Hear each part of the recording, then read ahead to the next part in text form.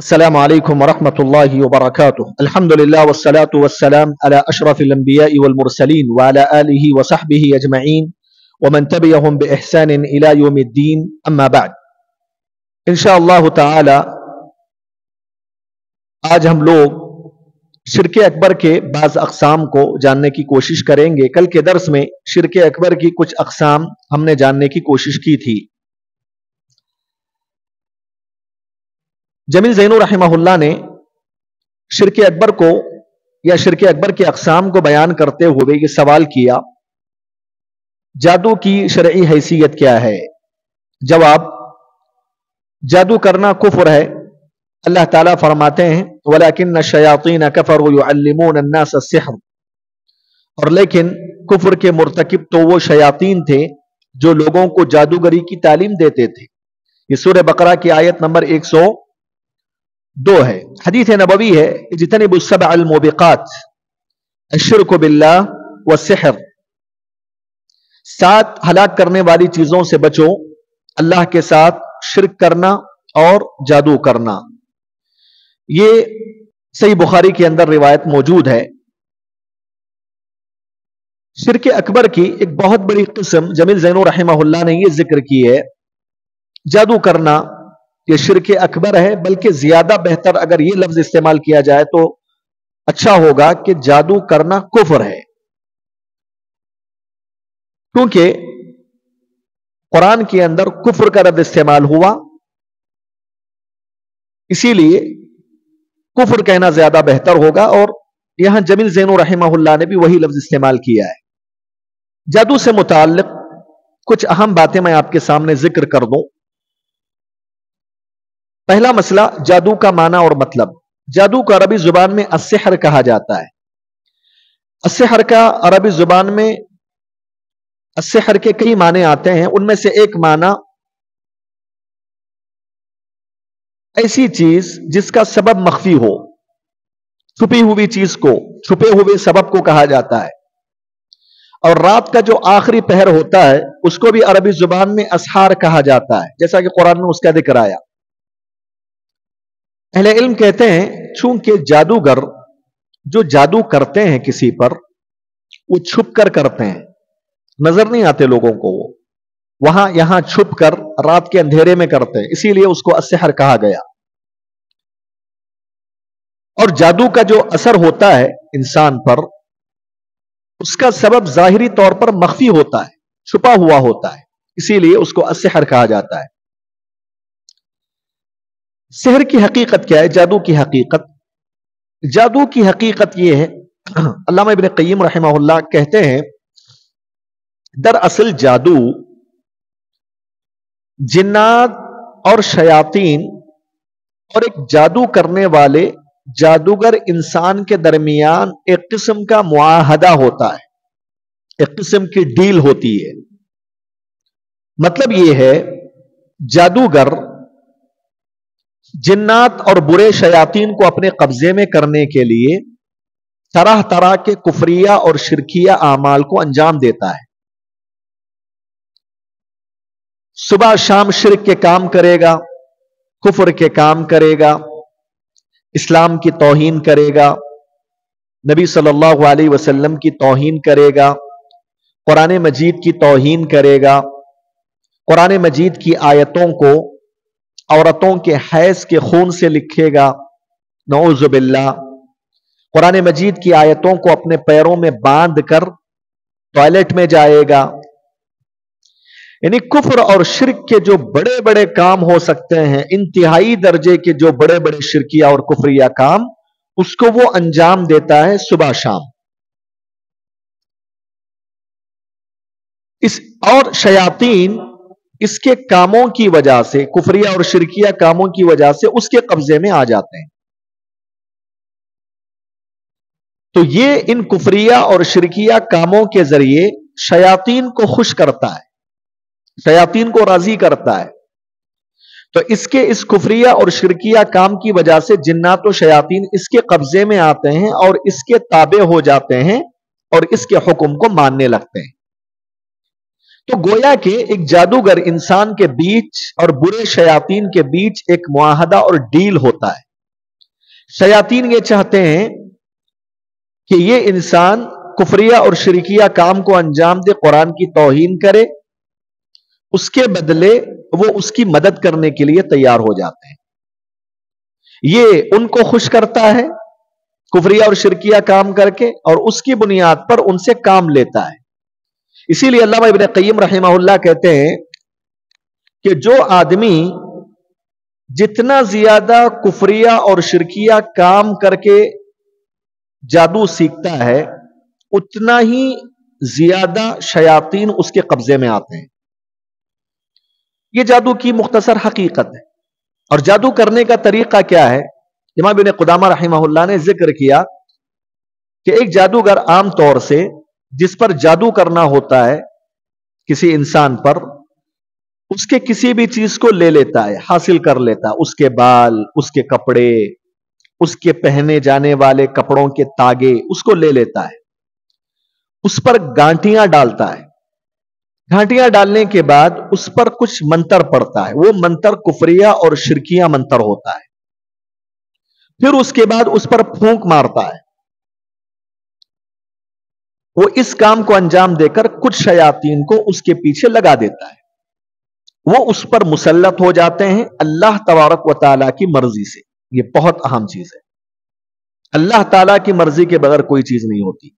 अल्लाह की मर्जी के बगैर, अल्लाह की चाहत, उसकी मशीयत, उसके इरादे के बगैर कोई भी शैतान किसी भी इंसान को तकलीफ नहीं पहुंचा सकता।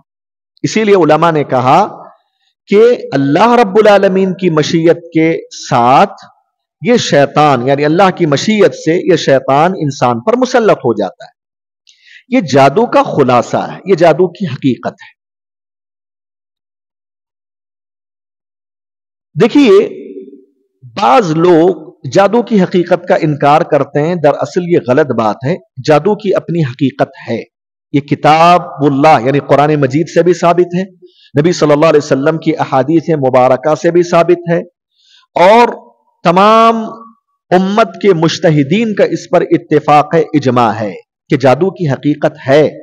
मतलब जादूगर जादू करते हैं, जिन्नात को कब्जे में करते हैं, शयातीन को जादू के जरिए इंसानों पे मुसल्लत करते हैं, और वो शयातीन अल्लाह की मर्जी से शयातीन को अजियत और तकलीफ पहुंचाते हैं, उनके जिस्मों में दाखिल होते हैं। ये तमाम की तमाम चीजें साबित हैं कुरान मजीद से भी, नबी की अहादीस से भी, और इजमाए उम्मत से भी। लिहाजा अगर कोई भी मुसलमान जिन्नात के वजूद का इनकार करता है, यह बोलता है कि मैं जिन्नात को नहीं मानता, ये जिन्नात की कोई चीज है ही नहीं, ऐसा आदमी काफिर हो जाता है। जिन्नात के वजूद का इनकार करने वाला काफिर हो जाता है। इसलिए कि जिन्नात के वजूद का इनकार करने वाला दरअसल कुरान मजीद की आयात का मुनकिर है, नबी की अहादीस का मुनकिर है, और इजमाए उम्मत का मुनकिर है। इसी तरीके से अगर कोई शख्स ये अकीदा रखता है कि मैं जादू की हकीकत को मानता ही नहीं है, ये जादू नाम की कोई चीज है ही नहीं है, जादू की हकीकत का इनकार करता है, तो ऐसा आदमी भी काफिर हो जाता है, क्योंकि उसने कुरान मजीद की आयत का मुनकिर है, क्योंकि वो नबी की अहादीस का मुनकिर है, क्योंकि वो उम्मत के उलमा ने जिस पर इजमा किया है, इत्तेफाक हुआ है, उसका मुनकिर हो जाता है। इसीलिए जिन्नात और शयातीन के वजूद का इनकार करने वाला, जादू की हकीकत का इनकार करने वाला काफिर हो जाता है। यह मामूली मसला नहीं है, इसको हम मानते हैं। और दूसरी बात आपके सामने मैं रख दूं कि जादू की हकीकत को हम मानते हैं, लेकिन साथ में हम यह भी मानते हैं कि जादू का जो असर इंसान पर पड़ता है, कभी जादू की वजह से इंसान की जान चली जाती है, कभी जादू की वजह से इंसान बीमार पड़ जाता है, कभी जादू की वजह से मियां बीवी के दरमियान जुदाइयां पैदा हो जाती हैं, कभी जादू की वजह से एक आदमी किसी औरत से नाजायज ताल्लुकात कायम करके इश्क व आशिकी में पड़ता है, ऐसा भी जादू होता है। ये तमाम की तमाम चीजें जो जादू का असर जो पड़ता है इंसान पर, ये खुद से नहीं पड़ता है। जिन्नात और शयातीन के अंदर इतना पावर नहीं कि वो खुद से किसी को तकलीफ दे, नहीं, ये तमाम की तमाम चीजें अल्लाह की मशीयत से होती हैं, अल्लाह की मर्जी से होती हैं। یہ جو نقصان ہوتا ہے جادو کا اللہ کی مرضی سے، جیسا کہ اللہ تبارک و تعالیٰ نے سورہ بقرہ کے آیت نمبر 102 میں ذکر کیا۔ میں بالکل شارٹ میں باتیں ذکر کر رہا ہوں، میرے پاس تفصیل کا وقت نہیں ہے کہ تمام دلائل کو میں سامنے رکھ کر آپ کے سامنے بات کروں، لیکن جو میں بات کر رہا ہوں وہ کتاب و سنت سے اتھینٹک باتیں ہیں، اس میں کوئی شک نہیں ہے انشاءاللہ۔ تیسری بنیادی بات، جادو کی بہت ساری قسمیں ہیں، لیکن کتاب و سنت اور اجماع امت سے 2 قسمیں ثابت ہیں، اور وہ 2 قسمیں ایسی ہیں کہ ان 2 قسموں میں جادو کی تمام قسمیں شامل ہو جاتی ہیں اس میں۔ جادو کی پہلی قسم جو قرآن اور حدیث اجماع امت سے ثابت ہے، سحر التخیل بولتے ہیں، خیالی قسم کا جادو، حقیقی جادو نہیں، خیالی جادو۔ کیا مطلب خیالی جادو کا؟ اس کا مطلب یہ ہے کہ جادو کرنے والا شخص کوئی بھی چیز آپ کو دکھاتا ہے، دکھاتا کچھ اور ہے، آپ کو دکھائی دیتا کچھ اور ہے۔ مثال کے طور پہ آپ دیکھتے ہوں گے ٹیلی ویژن وغیرہ میں بعض لوگ دیکھتے ہیں کہ ایک آدمی پرندہ لیا ہوا ہے، کبوتر یا کوئی بھی، اس پر لال کپڑا ڈالتا ہے، پھر ایسا ویسا کچھ پڑھ کے اس کو نکالتا ہے کپڑا، اس کے ہاتھ میں کچھ بھی نہیں ہے، غائب ہے پرندہ۔ کبھی ایسا ہوتا ہے کہ ہاتھ خالی ہے، کپڑا ڈالتا ہے، کچھ کپڑا وغیرہ ایسا کچھ کر کے نکالتا ہے، اس کے ہاتھ میں پرندہ ہے۔ کیا ہے یہ؟ سحر تخیل بولتے ہیں، یہ جادو ہے، جادو کی ایک قسم ہے، یہ خیالی جادو ہے، وہ حقیقت میں ہوتی نہیں ہے چیز، وہ شیاطین اور جنات کی مدد سے ویسا کچھ دکھایا جاتا ہے، آپ کی آنکھوں کو جادو کیا جاتا ہے، آنکھوں کا جادو کیا جاتا ہے، حقیقت میں چیز نہیں ہوتی وہ۔ موسیٰ علیہ السلام اور فرعون کے دربار میں جو کچھ ہوا اس کو آپ پڑھیے، آپ کو معلوم ہوگا کہ قرآن نے اس جادو کی قسم کو ثابت کیا ہے کہ جب فرعون نے جادوگروں کو بلایا اپنے دربار میں، موسیٰ کو بھی بلایا، موسیٰ علیہ السلام کے ہاتھ میں چھڑی تھی، لکڑی، عصائے موسیٰ، اور فرعون کے لوگوں کے پاس رسیاں تھیں، بڑے بڑے جادوگر تھے وہ۔ تو سب لوگوں کو جمع کیا گیا، موسیٰ سے کہا کہ تم اپنا جادو دکھاؤ۔ موسیٰ کو جادوگر سمجھتے تھے وہ، جبکہ وہ نبی تھے، اور ان کے ساتھ جو کچھ ہو رہا تھا وہ معجزہ تھا اللہ تعالیٰ کا۔ تو بہرحال موسیٰ نے کہا کہ تم سب سے پہلے اپنی رسیوں کو ڈالو، فَأَلْقُوا حِبَالَهُمْ وَعِصِيَّهُمْ يُخَيَّلُ إِلَيْهِ مِنْ سِحْرِهِمْ أَنَّهَا تَسْعَىٰ۔ سورہ طٰہٰ میں اللہ نے کہا کہ جب فرعون کے بڑے بڑے جادوگروں نے اپنی رسیوں کو ڈال دیا تو وہ سانپ بن گئے، یعنی اللہ نے جو کہا اس پر غور کیجئے، اللہ نے کہا یخیل الیہ من سحرہم انہا تسعی۔ موسیٰ علیہ السلام کو خیال ہونے لگا کہ ان کے جادو کی وجہ سے وہ اژدہے سانپ ہے جو ان کی طرف دوڑا آ رہا ہے۔ غور کیجئے، موسیٰ کو خیال ہوا، مطلب یہ خیالی جادو ہے جو آنکھوں کا جادو ہے، آنکھوں کو جادو کر دیتا ہے، آنکھوں میں ویسا نظر آتا ہے ورنہ حقیقت میں وہ چیز ہوتی نہیں ہے۔ اسی لیے علماء اکرام نے بڑی پیاری بات لکھی ہے، وہ یہ لکھا ہے یہ جو خیالی جادو ہوتا ہے نا، اگر اس کی حقیقت ہوتی تو آج یہ جادوگر دنیا کے سب سے بڑے مالدار ہوتے۔ کیسے مالدار ہوتے؟ یہ دکھاتے ہیں نا آپ کو، پرندہ ہاتھ میں لیے ہوئے ہیں، کچھ دیر کے بعد پیسے دکھا رہے ہیں آپ، پیسے بن گئے وہ۔ بھئی اگر یہ چیز حقیقت ہوتی تو یہ سب کیوں کرتے بیٹھتے؟ یہ گھروں میں بیٹھ کر پرندوں کو ان چیزوں کو پیسوں میں تبدیل کر لیتے، کنورٹ کر لیتے، بڑے بڑے بلڈنگیں بنا لیتے۔ لیکن جادوگر لوگوں کے محتاج ہوتے ہیں ہمیشہ، یہ کچھ کرتب دکھا کے پیسے لیتے ہیں لوگوں سے۔ تو علماء کہتے ہیں کہ اگر یہ واقعی حقیقت ہوتی تو یہ دنیا کے مالدار ہوتے۔ تو معلوم ہوا کہ یہ خیالی جادو ہے، اس کو قرآن نے ثابت کیا، یہ اجماع امت سے ثابت ہے، خیالی جادو کی حقیقت ہے، لیکن یہ سب کچھ وہ جنات و شیاطین کی مدد سے کرتے ہیں۔ یہ پہلی قسم ہے۔ دوسری قسم بتانے سے پہلے میں آپ کو اس بات کی وضاحت کر دوں، یاد رکھیے اس قسم کا جادو دیکھنا مسلمان کے لیے حرام ہے۔ ہم لوگ ٹیلی ویژن میں دیکھتے ہیں نا، کبھی کبھار لوگ دیکھتے ہیں اس کے پروگرام چلائے جاتے ہیں، امریکہ سے ایک پروگرام چلایا جاتا ہے، میں نام بھول رہا ہوں، اس کے اندر یہی سب کچھ دکھایا جاتا ہے۔ کوئی بھی آ رہا ہے اپنا جادو دکھا کے جا رہا ہے، لوگ دیکھ رہے ہیں اس کو ٹائم پاس کے لیے۔ ٹھیک ہے بھائی، آپ کا عقیدہ نہیں ہے، ویسے تو اگر آپ یہ عقیدہ رکھ لیں، وہ خود تبدیل کرتا ہے چیزوں کو، پرندے سے پیسوں میں تبدیل کر دیتا ہے، پیسوں کو پرندوں میں تبدیل کر دیتا ہے، اس کے اندر وہ خود پاور ہے، یہ عقیدہ رکھتے ہیں تو تب تو آپ کافر ہو جائیں گے۔ انسان کافر ہو جاتا ہے اس عقیدے کے ساتھ اگر دیکھے گا۔ لیکن عام طور سے جو لوگ دیکھتے ہیں مسلمان، وہ عقیدہ نہیں رکھتے، عقیدہ تو یہی رکھتے ہیں یہ سب اختیارات اللہ تعالیٰ کے ہیں کہ اللہ تعالیٰ چاہے تو پرندے سے کوئی اور چیز بنا دے، کوئی اور چیز سے پرندہ بنا دے، یہ سب اللہ کے اختیارات ہیں، یہ مانتے ہیں مسلمان۔ لیکن بولتے ہیں نہیں، ٹائم پاس کے لیے ہم دیکھتے ہیں، کچھ وقت گزاری کے لیے دیکھتے ہیں، بس ایسے ہی دیکھ لیتے ہیں۔ ایسے دیکھنا بھی حرام ہے، جائز نہیں ہے۔ یعنی نبی صلی اللہ علیہ وسلم سے پوچھا گیا کہ کچھ کاہن لوگ ہیں جو کہانت کرتے ہیں، اس قسم کے یہ دکھاتے ہیں، نبی نے فرمایا ان کے پاس مت جاؤ، فلا تأتوہم۔ معلوم ہوا کہ ایسے لوگوں کے پاس جانا، ان کے اس جادو کو دیکھنا حرام ہے، چاہے ٹیلی ویژن میں دیکھیں، موبائل فون میں دیکھیں یا آف لائن میں دیکھیں آپ ڈائریکٹ، یہ سب حرام ہے، جائز نہیں۔ جادو کی دوسری قسم ہے السحر الحقیقی، حقیقی جادو۔ حقیقی جادو کا مطلب یہ ہوتا ہے وہ حقیقت میں ہوتا ہے، اس کا اثر انسان پہ مرتب ہوتا ہے، کبھی اس جادو کی وجہ سے انسان بیمار پڑتا ہے، کبھی اللہ کی مرضی اور مشیت سے اس کی موت بھی ہو جاتی ہے۔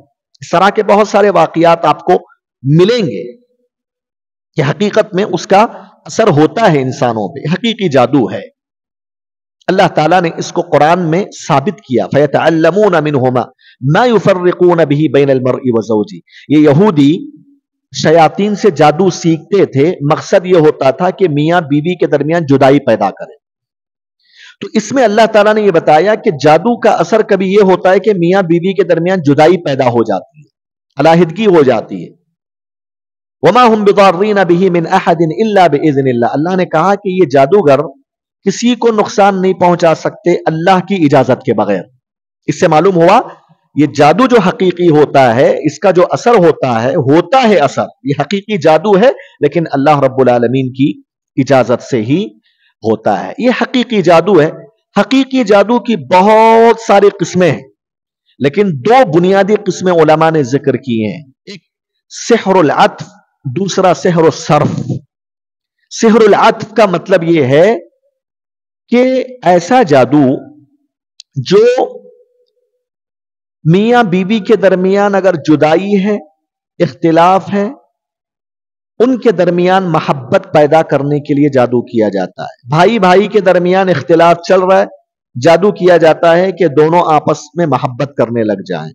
رشتہ داروں کے درمیان اختلاف ہے، بہنوں کے درمیان، بھائیوں کے درمیان، والدین اولاد کے درمیان، دو لوگوں کے درمیان محبت پیدا کرنے کا جادو کیا جاتا ہے، یہ سحر العطف کہا جاتا ہے اس کو۔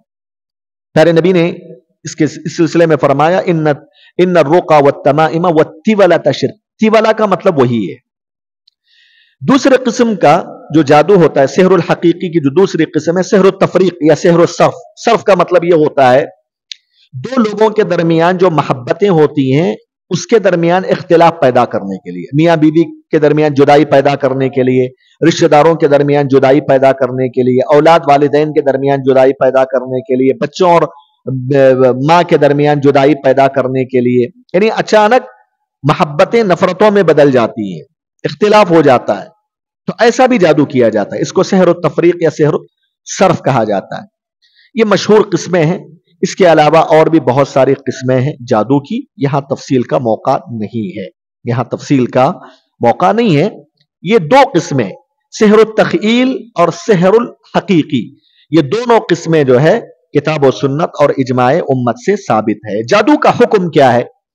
جادو کرنا، کروانا، یہ سب کفر ہے۔ جادو کرنے والا دائرہ اسلام سے خارج ہو جاتا ہے، کروانے والا دائرہ اسلام سے خارج ہو جاتا ہے۔ جادو جو کیا جاتا ہے، کبھی کبھار جنات کو خوش کرنے کے لیے جادو کروایا جاتا ہے یا کیا جاتا ہے، جادو سیکھا جاتا ہے جنات کی قربت حاصل کرنے، کسی کو نقصان پہنچانا مقصد نہیں ہوتا، لیکن اگر جنات کو خوش کرنے کے لیے، جنات کا تقرب حاصل کرنے کے لیے اگر جادو کا کام انجام دیا جاتا ہے، یہ کفر اکبر ہے، یہ بڑا کفر ہے، اس کی وجہ سے انسان دائرہ اسلام سے نکل جاتا ہے۔ क्यों? इसलिए कि जादू सीखने वाला कुफरिया और शिरकिया अमल के बगैर सीख नहीं सकता। वो कुफरिया और शिरकिया अमल करने के बाद ही जादू सीखता है, इसीलिए जादू सीखना यह कुफर है। इसी तरीके से जादू करना, जादूगर जादू करते हैं, यह भी कुफर है। क्यों? इसलिए कि जब जादू करने वाला होता है वो जिन्नात और शयातीन की मदद लेता है, जिन्नात और शयातीन के मदद से काम करता है, यह कुफर है सरासर। इसी तरीके से जो लोग जादू करवाते हैं, एक जादूगर के पास मुसलमान जाते हैं, किसी से दुश्मनी हो गई, इनके पास ताकत नहीं है कि अपने ताकत के बलबूते पे उनको जो है झुका दें, क्या करते हैं? अपना मकसद पूरा करने के लिए जादू का सहारा लेते हैं, जाते हैं जादू करवा देते हैं, यह भी कुफर है। जाकर जादूगरों के पास जादू करवाना भी कुफर है, क्योंकि आपको मालूम है कि एक जादूगर जिन्नात और शयातीन की मदद से काम करता है, कुफरिया और शिरकिया अमल कर रहा है, फिर भी आप जाकर उससे जादू करवाते हैं। इसका मतलब यह हुआ कि आप उसको सही मान रहे हैं, उसकी तस्दीक कर रहे हैं, उस पर एतमाद कर रहे हैं आप। यह कुफर है, यह शिरक है।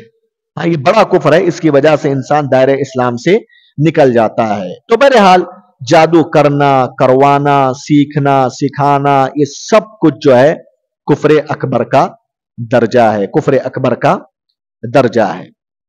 इसी बात का जिक्र जमील ज़ैनो रहमहुल्लाह ने यहां किया है।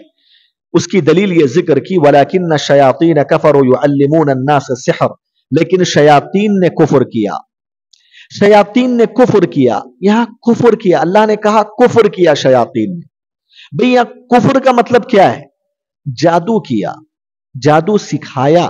तो जादू सीखने और सिखाने को अल्लाह ने क्या कहा? कुफर कहा। मतलब यह है कि जादू सीखना सिखाना कुफर है। उसके बाद अल्लाह ने कहा युअल्लिमून अन्नास सिहर, वो लोगों को जादू सिखाते थे, मतलब जादू सिखाना कुफर है। उसके बाद अल्लाह ने कहा वलाकिन्न शयातीन कफरू युअल्लिमून अन्नास वमा उनज़िला अल मलकैनि बिल हारूत व मारूत वमा युअल्लिमानि मिन अहदिन हत्ता यक़ूला इन्नमा नहनु फितनतुन फला तकफुर।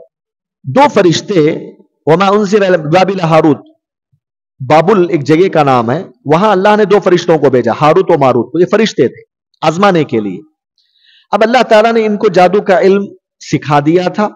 ये लोग लोगों को जादू सिखा रहे थे, लेकिन अंबिया आजमाइश के तौर पर इनसे अल्लाह तबारक व तआला एक काम ले रहा था, लोगों को आजमाने के लिए। अल्लाह की मर्जी है, वो जिस काम से चाहे आजमाता है बंदों को। तो ये हारूत और मारूत क्या करते थे? लोगों को जादू सिखाते थे, लेकिन सिखाने से पहले क्या बोलते थे? अल्लाह ने कहा इन्नमा नहनु फितनतुन फला तकफुर, अल्लाह ने हमको तुम्हारी आजमाइश के लिए भेजा। ये वाजे कर देते थे। यहूदी थे उस वक्त, ज्यादातर जादू सीखते थे। फला तकफुर कहते थे कुफर मत करो। कौन कह रहे हैं? फरिश्ते बोल रहे हैं कि कुफर मत करो। यहां कुफर मत करो का क्या मतलब है? जादू मत सीखो हमसे। मतलब क्या हुआ? जादू सीखना कुफर है। और अल्लाह तबारक व तआला ने उसी आयत में आगे कहा वलक़द अलिमू लमन इश्तराहु मा लहु फिल आखिरति मिन खलाक। हालांकि ये यहूदी जानते थे जो लोग जादू सीखते और सिखाते हैं इनके लिए आखिरत में कोई हिस्सा नहीं, मतलब हमेशा के लिए जहन्नम में जाएंगे। तो आयत का आखिरी टुकड़ा यह बताता है जादू सीखना और सिखाना ऐसा कुफर है, ऐसा बड़ा शिर्क है, इसकी वजह से आदमी इस्लाम से निकल जाता है, इस्लाम से खारिज हो जाता है। प्यारे नबी सल्लल्लाहु अलैहि वसल्लम की हदीस देखिए, इज्तनिबू सबअल मुबिक़ात अश्शिर्क बिल्लाह वस्सिहर। अल्लाह के नबी ने कहा 7 हलाक करने वाली चीजों से बचिए। ये हलाक करने वाली चीजें दुनिया में भी हलाक कर देंगी, आखिरत में भी हलाक कर देंगी। सबसे पहले अल्लाह के नबी ने शिर्क का जिक्र किया, अल्लाह के साथ शिर्क करना। उसके बाद फौरन कहा जादू, मतलब जादू सीखना, सिखाना, करना, करवाना सब क्या है? हलाक करने वाली चीज है। आपको दुनिया में भी हलाको बर्बाद कर देगी, आखिरत में भी आपको हलाको बर्बाद करके जहन्नम में लेकर जाएगी। तो ये कुरान मजीद की एक आयत, नबी की एक हदीस उन्होंने जिक्र की प्रूफ के लिए, दलील के तौर पे कि जादू करना, करवाना, जादूगरों के पास जाना, उनकी बात पर एतमाद करना, तस्दीक करना, सीखना, सिखाना, ये सब कुछ कुफ्र है, शिर्क अकबर है, कुफ्र अकबर है। ऐसा करने वाला इस्लाम से खारिज हो जाता है, बगैर तौबा के उसी हालत में मरा तो हमेशा के लिए जहन्नम में जाता है। क्यों कुफ्र है जादू सीखना, सिखाना, करना, करवाना? इसलिए कि जादू जो होता है ना, वो जिन्नात और शयातीन की मदद से ही होता है, नंबर 1। नंबर 2, جادو سیکھنے والا، سکھانے والا اور کرنے والا جادو کفریہ اور شرکیہ اعمال کر کے ہی کرتا ہے. یہ دو چیزیں کفریہ اعمال اس میں پائے جاتے ہیں، اسی وجہ سے یہ کفر ہے، یہ شرک اکبر ہے. اخیر میں دو باتیں بتاتا ہوں میں، اس کے بعد آگے بڑھوں گا بڑی تیزی کے ساتھ. اسلام کے اندر جادوگر جو جادو کرنے والے ہوتے ہیں ان کی سزا قتل ہے. ان کی سزا کیا ہے؟ قتل ہے. ان کی سزا قتل ہے. حضرت عمر رضی اللہ عنہ، عثمان رضی اللہ عنہ، ابن عمر رضی اللہ عنہ، حفصہ رضی اللہ عنہ، جندب بن کعب رضی اللہ عنہ، جندب بن عبداللہ رضی اللہ تعالی عنہ، قیس بن سعد رضی اللہ عنہ. کتنے ہو گئے یہ؟ 1 2 3 4 5 6 7. ابن قدامہ رحمہ اللہ کہتے ہیں 7 ایسے صحابہ ہیں جنہوں نے جادوگروں کو قتل کیا ہے. ابن قدامہ کہتے ہیں کہ جب 7 صحابہ سے یہ چیز ثابت ہے، اس وقت دوسرے صحابہ بھی تھے، انہوں نے اس بات پر ٹوکا نہیں ان کو. اس سے معلوم ہوا کہ سارے صحابہ کا اس بات پر اتفاق تھا، اجماع تھا، جو جادوگر جنات و شیاطین کی مدد لے کر کفریہ اور شرکیہ اعمال کا سہارا لے کر جادو کرتا ہے، اس کی سزا اسلام میں قتل ہے. اس کو قتل کر دیا جائے گا. اس کو قتل کر دیا جائے گا. یہ مسئلہ آپ بنیادی طور سے یاد رکھیے. لیکن قتل کرنے والا کون ہے؟ ہم قتل کریں گے ہندوستان کے ماحول میں؟ نہیں. اس کے لیے سب سے پہلی چیز اسلامی حکومت ہونا شرط ہے، اور قتل کی جو سزا سنائے گا یا قتل کرے گا وہ مسلمانوں کا حاکم ہوگا یا اس کا نائب ہوگا، جس کو وہ نائب بنائے گا. یہی 2 لوگ یہ اتھارٹی لے سکتے ہیں. اس کے علاوہ اگر اسلامی حکومت نہیں ہے تو جہاں اسلامی حکومت نہیں ہے وہاں یہ سب نہیں کر سکتے آپ. یہ حرام ہے کرنا. اس کے لیے بنیادی شرط یہ ہے سزا قائم کرنے کے لیے اسلامی حکومت ہو، اور اسلامی حکومت میں بھی ہر کوئی نہیں کر سکتا. سعودی عرب اسلامی حکومت ہے. اب اسلامی حکومت میں ایک آدمی دیکھا کہ جادو کر رہا ہے، ایک آدمی پکڑ کے اس کو قتل کر دے گا؟ نہیں. وہ اس کی ذمہ داری یا تو اس کو سمجھائے، اس سے دور کرے، اس سے توبہ کرنے کی جو ہے ہدایت دے، یا پھر وہ بادشاہ وقت، حاکم وقت کو بتائے. بس اس پر جو سزا لاگو کرے گا وہ ہر آدمی نہیں کرے گا. اسلامی حکومت میں بھی وہ یا تو حاکم وقت کرے گا یا تو اس کا نائب کرے گا. یہاں ایک بات بتائی جاتی ہے، مسئلہ علماء کرام نے ذکر کیا.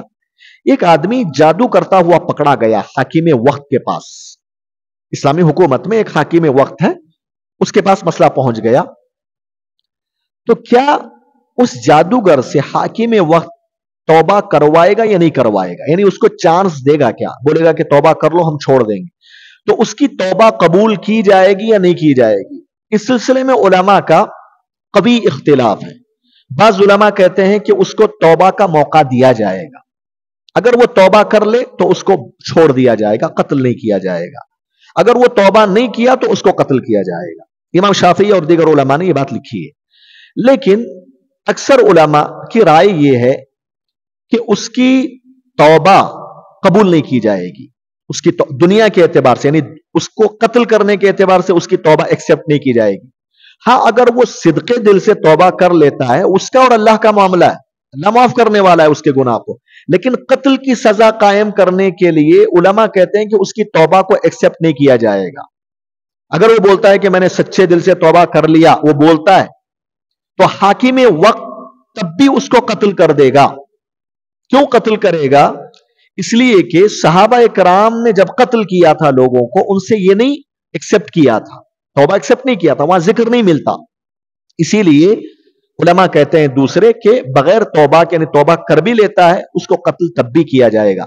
لیکن اگر اس نے سچے دل سے توبہ کیا ہے، وہ اللہ تعالیٰ اس کو معاف کر دے گا. یعنی وہ قیامت کے دن ہمیشہ کے لیے جہنم میں نہیں جائے گا، کیونکہ اس نے صدقے دل سے توبہ کیا. یہاں معاملہ دنیا کی توبہ، یعنی دنیا کے اعتبار سے جو قتل کرنے کی سزا ہے اس کو لاگو کرنے کے لیے اس کی توبہ قبول کی جائے گی نہیں کی جائے گی؟ تو دوسرے علماء یہ کہتے ہیں کہ نہیں کی جائے گی، اس کو قتل کر دیا جائے گا. کیونکہ اس کو نقصان سے بچانے کے لیے، بہت بڑے نقصان پہنچانے والے ہوتے ہیں جادوگر، یہ پورے معاشرے کے سکون اور اطمینان کو ختم کر دیتے ہیں. تو بہرحال علماء کی یہ 2 رائے ہیں، یہ دونوں دلائل کے روشنی میں اپنی جگہ قوی ہیں اور مضبوط ہیں.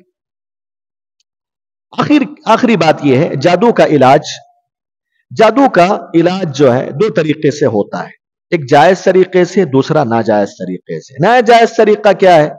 جادو کو جادو کے ذریعے آپ نکالیں، یہ حرام ہے اور یہ بڑا کفر ہے، یہ کفر اکبر ہے۔ یعنی کسی پر جادو ہو گیا، اب آدمی کیا کرتا ہے؟ جادوگروں کے پاس ہی جاتا ہے وہ جادو کو اتارنے کے لیے، جادوگروں کا سہارا لیتا ہے۔ اب جادوگر جادو کے ذریعے جادو کو اتارتا ہے، یہ کفر اکبر ہے۔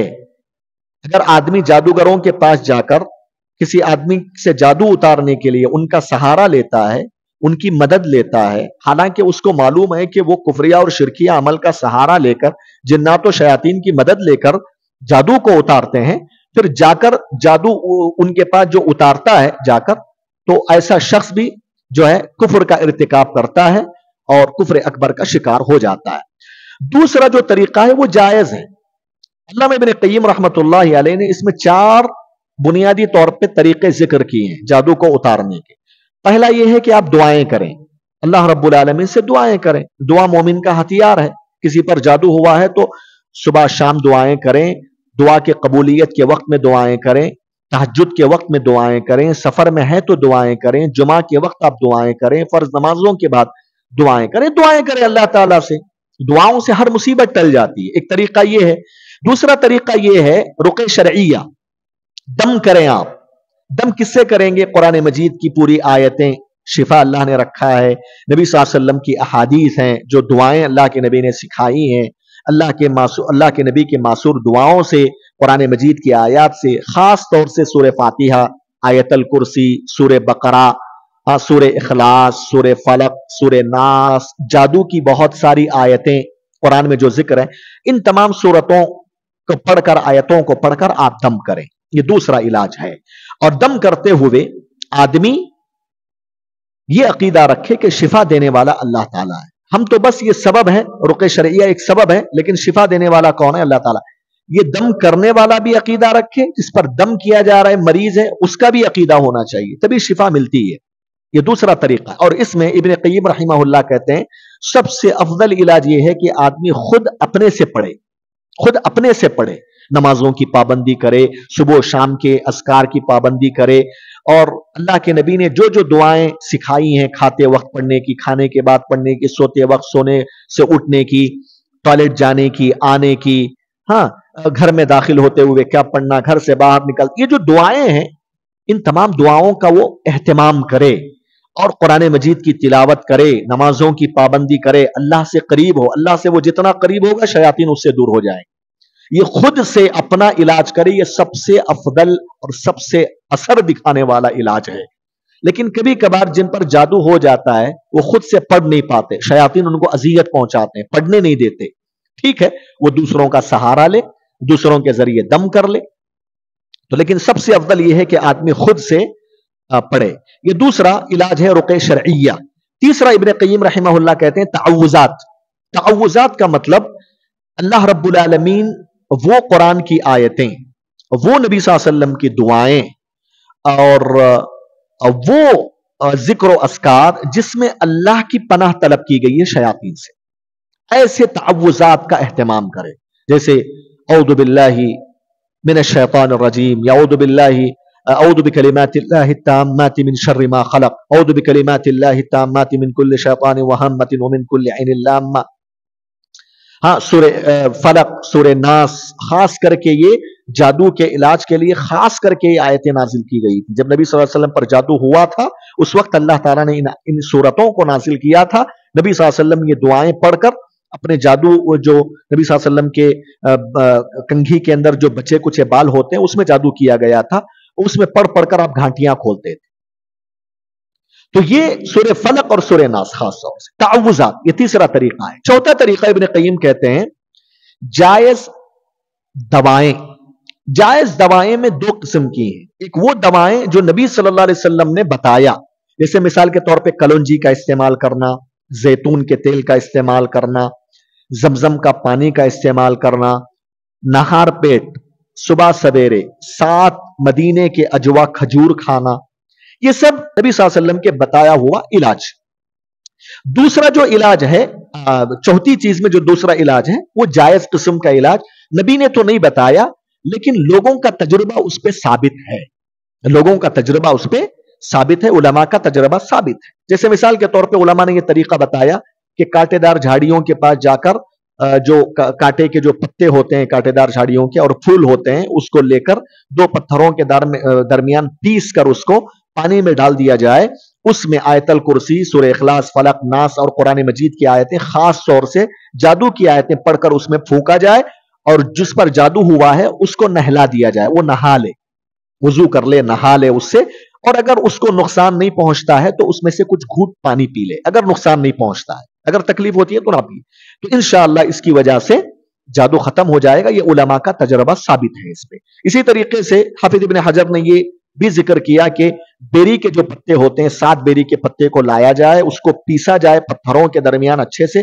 پانی میں ڈالا جائے، پھر جو ہے اس پانی میں دم کیا جائے، آیت الکرسی، سورہ بقرہ، سورہ فلق، سورہ ناس اور جادو کی آیتیں پڑھ کر اس میں پھونکا جائے، پھر اس کو جو جس پر جادو ہوا ہے وہ نہا لے اس پانی سے، اور اگر اس کو نقصان نہ ہو، تکلیف نہ ہو تو اس سے کچھ پی لے، اس سے بھی انشاءاللہ اللہ تعالیٰ جادو ختم۔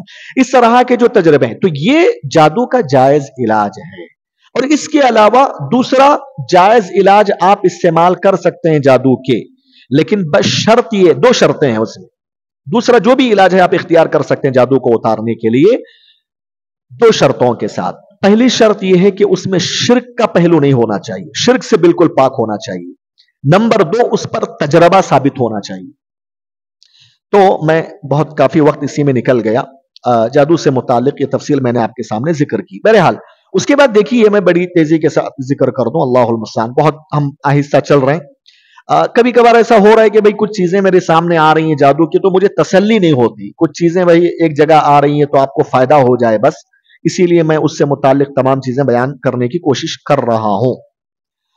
اس کے بعد کا سوال یہ ہے، غائب کی خبر دینے والے، دست شناس، چوریاں بتانے والے اور کاہن، مستقبل کی خبریں بتانے والے کی علم غیب کے دعوے میں تصدیق کر سکتے ہیں کیا؟ جواب، ہمیں ان کی باتوں پر یقین نہیں کرنا چاہیے اور نہ ہی ان کی کسی بھی حد تک تصدیق کرنی چاہیے۔ فرمان الہی ہے، قل لا يعلم من في السماوات والارض الغیب الا اللہ، اے نبی صلی اللہ علیہ وسلم آپ کہہ دیجئے اللہ کے سوا آسمانوں اور زمین میں جو بھی ہے کوئی بھی غیب کا علم نہیں رکھتا۔ سورہ نمل کی آیت نمبر 60 پر 5 ہے، حدیث نبوی ہے، من اتا عرافا او کاہنا فصدقه بما يقول فقد كفر بما انزل على محمد صلی اللہ علیہ وسلم، جو دست شناس، چوروں کی نشاندہی کرنے والے، یا کاہن یعنی مستقبل میں واقع ہونے والے امور کے متعلق بتانے والے کے پاس آیا اور ان کی باتوں پر یقین کیا، تو اس نے رسول رحمت نبی معظم صلی اللہ علیہ وسلم پر نازل شدہ شریعت مطہرہ کا انکار کر دیا۔ یہ حدیث صحیح مسلم کے اندر موجود ہے، یہ حدیث صحیح مسلم کے اندر موجود ہے۔ جی ہاں، میں یہاں بتا دوں آپ کو خلاصہ، اس مسئلے کا خلاصہ بتا دوں۔ یہاں دست شناس کا کیا مطلب؟ ہاتھوں کی لکیریں دیکھ کر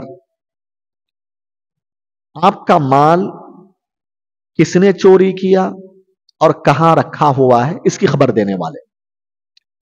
دست شناس کا مطلب ہاتھوں کی لکیر دیکھ کر غیب کا دعویٰ کرنے والے، غیب کی باتیں بتانے والے، اور خاص کر کے چوری، آپ کا مال اگر چوری ہو گیا، سونا آپ نے کسی نے چورا لیا، بہت بڑا مال آپ کا چوری ہو گیا، رات نہیں معلوم، تو کوئی آدمی جاتا ہے ایسے لوگوں کے پاس، وہ آپ کے ہاتھ کی لکیروں کو دیکھتا ہے، بولتا ہے کہ ہاں چوری کرنے والا فلاں جگہ ہے، فلاں جگہ تمہارا سونا چھپایا ہوا ہے۔ اس کو دست شناس بولتے ہیں، عربی میں اس کو عراف بولتے ہیں، عراف، حدیث میں عراف کا لفظ استعمال ہوا ہے۔ ہاتھوں کی لکیروں کو دیکھ کر غیب کی باتیں بتانے والے، غیب کی باتوں کا نالج ہے اس کا دعویٰ کرنے والے۔ کاہن کا مطلب ایسے لوگ جو مستقبل کی خبریں بتانے والے، یعنی آپ کو اولاد نہیں ہو رہی ہے، کسی کو اولاد نہیں ہو رہی ہے، تو وہ جاتا ہے فلاں بابا کے پاس، تو بولتا ہے اچھا کبھی ہاتھ کی لکیروں کو دیکھے گا، کبھی ستاروں کو دیکھے گا، کبھی جو ہے زمین میں لکیریں مارے گا مخصوص انداز سے، پین سے، اس سے بولے گا اچھا تمہیں اگلے سال بیٹا ہوگا، تمہیں اگلے سال بیٹی ہوگی، تمہیں اولاد ہوگی. فیوچر کے بارے میں بتانے والا، غیب کی خبر بتانے والا، اس کو کاہن بولتے ہیں. تو سوال یہ ہے، اچھا ہماری زبان میں بابا قسم کے لوگ ہوتے ہیں دیکھیے، اور ہاتھ کا نشان لگا ہوا ہوتا ہے. انڈیا کے اندر بہت سارے مقامات آپ دیکھیں، باقاعدہ میں خود دیکھا ہوں کئی جگہ، ایک جو ہے لوہے کا بورڈ ہے، اس کے اندر ہاتھ کا نشان ہے، آرو مارک دیا گیا، اس کا راستہ بتایا گیا، ہاتھ کا نشان. کیا ہوتا ہے معلوم ہے؟ وہ ہاتھ کے نشان کا مطلب یہی لوگ ہوتے ہیں. وہ آپ وہاں جائیں گے، وہ فیوچر کا بولیں گے، آپ کے فیوچر میں تجارت میں نقصان ہو رہا ہے، کوئی بھی جب سے میں دکان ڈالا ہوں فائدہ نہیں ہو رہا ہے، بھئی آگے میری زندگی میں یہ دکان میں فائدہ ہوگا کیا نہیں ہوگا؟ وہ بولے گا نہیں تمہیں نقصان ہوگا، آگے تمہیں فائدہ ہوگا، تمہیں بچے ہوں گے نہیں ہوں گے، تمام چیزیں مستقبل کی خبریں بتانے والے بابا قسم کے لوگ جو ہوں. تو ایسے لوگوں کے پاس جانا، ان کی باتوں کو سچ ماننا کیسا ہے؟ سوال یہ ہے. اس مسئلے کو سمجھنے کے لیے آپ اس مسئلے کو سمجھیے. اس کی 4 قسمیں ہیں، اس کی 4 حالتیں، ہر ایک کا حکم الگ الگ ہے. نمبر 1، غور سے سنیے. اگر کوئی بھی مسلمان ایسے عراف اور کاہنوں، نجومیوں کے پاس جاتا ہے، جا کر ان سے سوال کرتا ہے، کوئی بھی بولتا ہے کہ مجھے اولاد نہیں ہو رہی، کیا مسئلہ ہے؟ میرے تجارت میں نقصان ہو رہا ہے، آپ کیا بولیں گے میرے بارے میں؟ کچھ بتائیے، ٹپ دیجئے.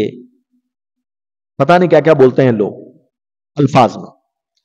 تو آپ کوئی آدمی جا کر ان سے سوال کرے اور وہ جو بولتے ہیں اس بات کو سچ مان لے، ایسا کرنے والا کافر ہو جاتا ہے. یہ کفر اکبر ہے. ان کی باتوں کو سچ ماننا یہ کفر ہے، بڑا کفر ہے. ایسا کرنے والا اسلام سے نکل جاتا ہے والعیاذ باللہ. اگر کسی نے کر لیا ایسا، وہ کافر ہو گیا، اس کو فوراً لا الہ الا اللہ محمد رسول اللہ پڑھنا، پھر سے اسلام میں داخل ہو رہا ہے فوراً. آسان طریقہ ہے الحمدللہ. اگر کوئی آدمی بڑے کفر اور شرک کا کام کرتا ہے نا، اس کا طریقہ کیا ہے معلوم ہے؟ پریشان نہیں ہونا. ہو کبھی آدمی کو نہیں معلوم ہوتا، کر لیتا ہے، ٹھیک ہے. اہل علم نے کہا کہ جہالت کی وجہ سے کفریہ کام وہ معذور ہوتا ہے، لیکن ہر کفریہ کام بھی نہیں ہوتا. ہاں یہ مسئلہ بہت اہم ہے. شرکیہ اور کفریہ کام میں بعض علماء نے جہالت کو معذور قرار نہیں دیا، عذر قرار نہیں دیا ہے. اگر کسی بھی آدمی سے بڑا شرک اور بڑا کفر کا کام ہو جاتا ہے، اس کا طریقہ یہ ہے کہ وہ فوراً توبہ کرے اللہ تعالیٰ سے، اس کام سے سچے دل سے، پھر لا الہ الا اللہ محمد رسول اللہ زبان سے ادا کرے، دل اور زبان سے، پھر مسلمان ہو گیا. تو بہرحال یہ بڑا کفر ہے. ان سے سوال کرنا، ان کی تصدیق کرنا. اس کی دلیل جمیل زینوں نے ذکر کی، صحیح مسلم کی روایت ہے کہ جو کوئی شخص عراف یا کاہن کے پاس جائے اور ان کے باتوں کو سچ مانے، اس نے نبی صلی اللہ علیہ وسلم پر جو دین نازل ہوا اس کا انکار کر دیا. مطلب قرآن کا انکار کر دیا اس نے، نبی صلی اللہ علیہ وسلم کی احادیث کا انکار کر دیا. اور جو قرآن اور حدیث کا انکار کرنے والا ہے، کیا وہ مسلمان رہے گا؟ مطلب سمجھ میں آیا حدیث کا؟ آپ فقد کفر بما انزل علی محمد صلی اللہ علیہ وسلم. دوسری حالت، دوسری قسم، اگر کوئی مسلمان ایسے کاہنوں اور عرافوں کے پاس جو غیب کی باتیں بتاتے ہیں جاتا ہے، ان سے سوال کرتا ہے، بس سوال کرتا ہے، ان کی باتوں کو سچ نہیں مانتا، صرف سوال کر رہا ہے. جا کے گیا، بولا کہ مجھے اولاد نہیں ہو رہی ہے، بس سوال کیا، اس نے جو بتایا اس کی تصدیق نہیں کرتا، ہو جا کے صرف سوال کر لیتا ہے ایسے لوگوں کے پاس، تو یہ کفر اصغر ہے، یہ چھوٹا کفر ہے. چھوٹا کفر کا مطلب بہت بڑا گناہ ہے، بہت بڑا گناہ ہے، حرام ہے یہ. اور ایسے شخص کے 40 دن کی نمازوں کا ثواب اللہ عطا نہیں کرے گا. ایک مرتبہ آدمی چلا گیا ایسے لوگوں کے پاس، سوال کر لیا، اس کے بعد جو 40 نمازیں پڑھے گا نا، 40 دن کی نمازیں، ان نمازوں کا ثواب اللہ تعالیٰ اسے عطا نہیں کرے گا. جیسا کہ پہلے نبی صلی اللہ علیہ وسلم نے فرمایا صحیح مسلم کی روایت میں، من اتا عرافا فسألہ عن شیء لم युक़बल लहू सलातुन अर्बईन लैलतन, कोई भी शख्स नजूमी के पास आया, उसने उससे किसी चीज के मुतालिक सवाल किया, उसकी 40 दिन तक नमाज कबूल नहीं की जाएगी, मतलब उसका सवाब नहीं दिया जाएगा। कबूल नहीं होने का यह मतलब नहीं है कि भाई 40 दिन की नमाजों से छुट्टी मिल गई। कभी कभार लोग जहालत से ऐसे ऐसे मसले समझ लेते हैं। अब बोलते हैं कि चला गया मैं गलती से, तौबा कर लूंगा, मैंने सवाल भी किया और मौलाना ने बताया कि 40 दिन की नमाजें कबूल नहीं होती, अब नमाज पढ़ने का फायदा क्या, नमाज छुट्टी कर दें। गलत बात, ये जहालत है। नहीं, नमाज की फर्जियत खत्म नहीं होगी, आपको तो नमाज पढ़ना ही पढ़ना है, लेकिन नमाज पढ़ना तो फर्ज है, लेकिन उसका सवाब अल्लाह ताला नहीं देगा। कितनी बड़ी खतरनाक बात है। हाँ, तो इसीलिए ऐसे लोगों के पास जाने से आदमी परहेज करना चाहिए। तीसरी हालत, एक आदमी ऐसे लोगों के पास जाए, जाने का मकसद सवाल करना भी नहीं है, उनको सच मानना भी नहीं है। मकसद क्या है उसका, बस देखेंगे कैसा करते, क्या करते वो लोग, क्या तरीका अपनाते। बस लोग बोलते हैं ना, मैं देखने के लिए जा रहा हूं, बस ना मेरा मकसद सवाल करना है, ना टाइम पास के लिए, वक्त गुजारी के लिए, बस जानकारी के लिए जाना भी हराम है।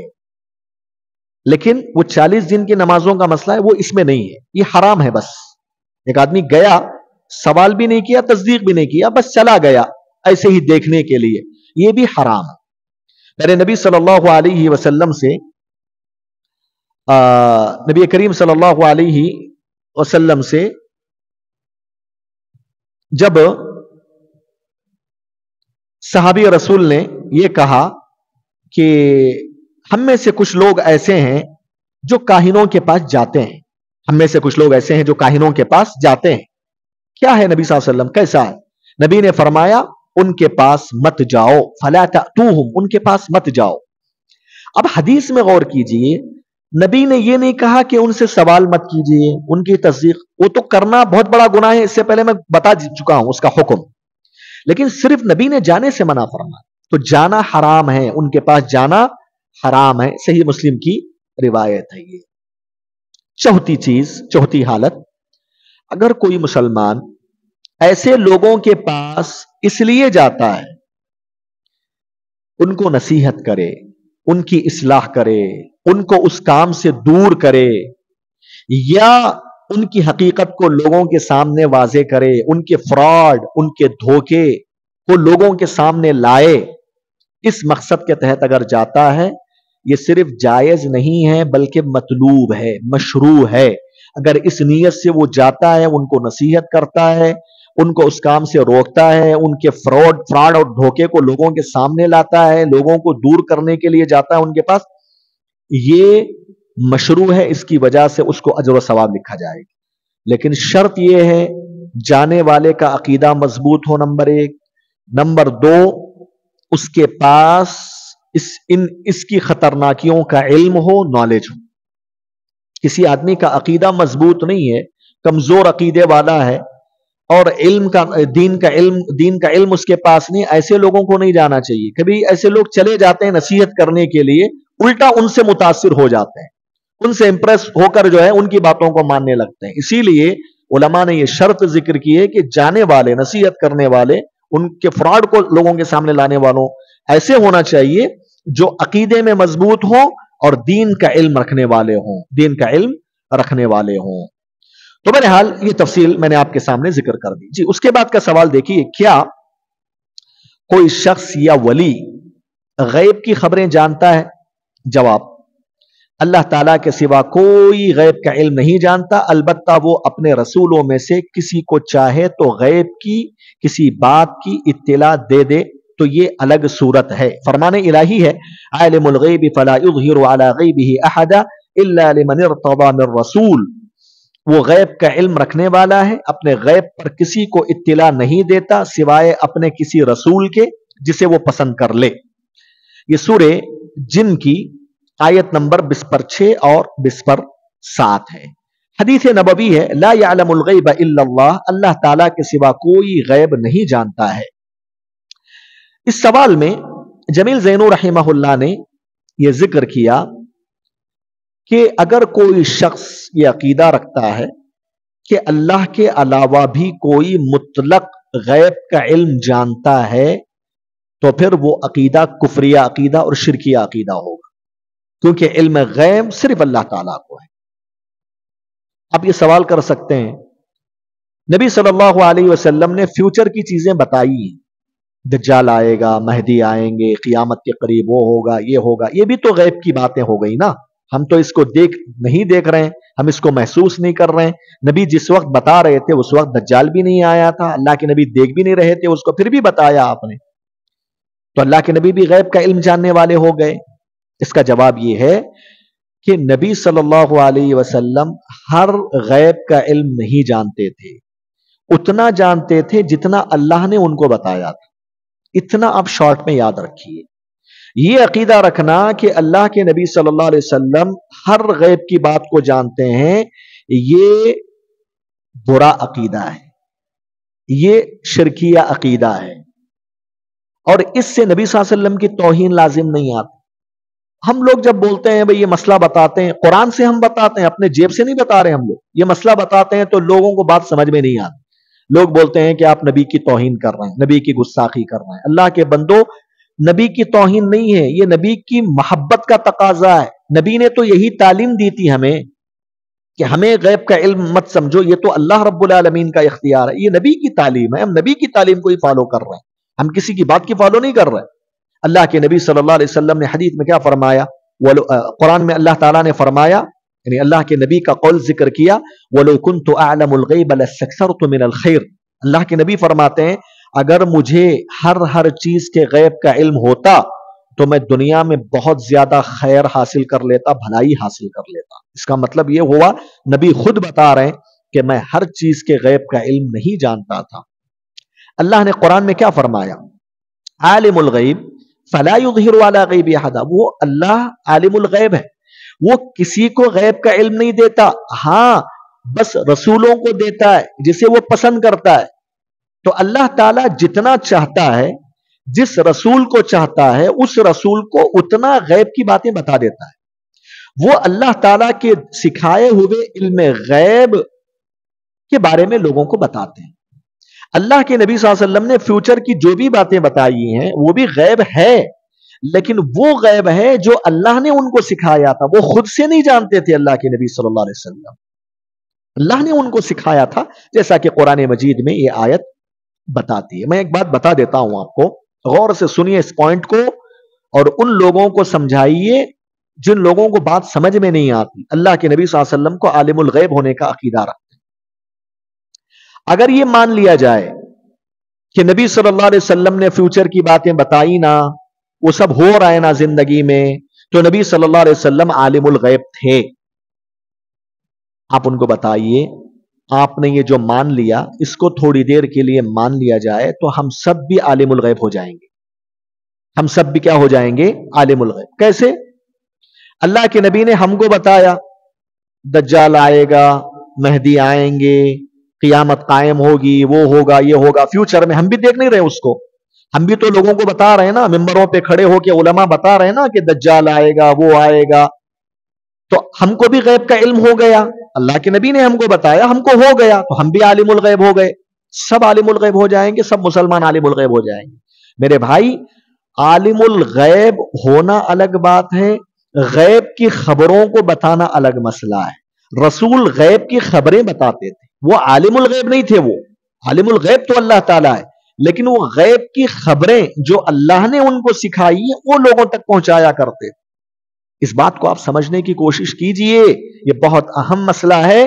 لہذا اسی لیے علماء کہتے ہیں غیب دو قسم کا ہوتا ہے، ایک مطلق غیب ہوتا ہے، ایک نسبی غیب ہوتا ہے۔ مطلق غیب کا مطلب ہر چیز کے غیب کا علم، یہ صرف اللہ تعالیٰ کو ہے۔ نسبی غیب کا علم مطلب وہ کسی انسان کو معلوم نہیں ہوتا لیکن کسی انسان کو معلوم ہوتا ہے، یہ نسبی غیب ہے۔ یہ غیب کا جو علم ہے اللہ تبارک و تعالیٰ نے رسولوں کو دیا تھا۔ دجال کے بارے میں لوگوں کو نہیں معلوم تھا، لیکن اللہ تعالیٰ نے نبی کو دیا تھا کہ دجال آئے گا، فلاں ہوگا، فلاں ہوگا، جو فیوچر کی چیزیں ہیں۔ تو بہرحال جمیل زینو رحمہ اللہ نے اس مسئلے کو یہاں یہ بتایا کہ دلیل بھی دی، اور میں نے ایک اور دلیل آپ کے سامنے دی تھی کہ نبی صلی اللہ علیہ وسلم، اور دوسری بات میں آپ کو یہ بتا دوں نبی علیہ الصلوۃ والسلام، جو لوگ بولتے ہیں نا نبی صلی اللہ علیہ وسلم عالم الغیب تھے، ان کو آپ یہ بھی بتائیے، آپ حقیقت میں یہ بات بتا کر اپنی نبی کی توہین کر رہے ہیں، نبی کی گستاخی آپ کر رہے ہیں، ہم نہیں کر رہے. کیسے؟ آپ ان کو بتائیے اللہ کے بندو، تم یہ کہتے ہو کہ اللہ تعالیٰ اللہ کے نبی صلی اللہ علیہ وسلم ہر غیب کا علم جانتے تھے. اللہ کے نبی صلی اللہ علیہ وسلم کو معلوم تھا آپ کے مطابق جنگ بدر میں لوگ 1000 کی تعداد میں آ رہے ہیں پورے ہتھیاروں کے ساتھ. نبی نے کیوں مشورہ کیا جنگ لڑیں گے کہ نہیں لڑیں گے؟ اگر اللہ کے نبی صلی اللہ علیہ وسلم عالم الغیب تھے تو فرشتوں کو اللہ نے اتار دیا تھا نا مدد کے لیے، 5000 فرشتے، 70 کافروں کو مارا گیا تھا. اس نے جنگ کس نے جیتا؟ صحابہ نے جیتا.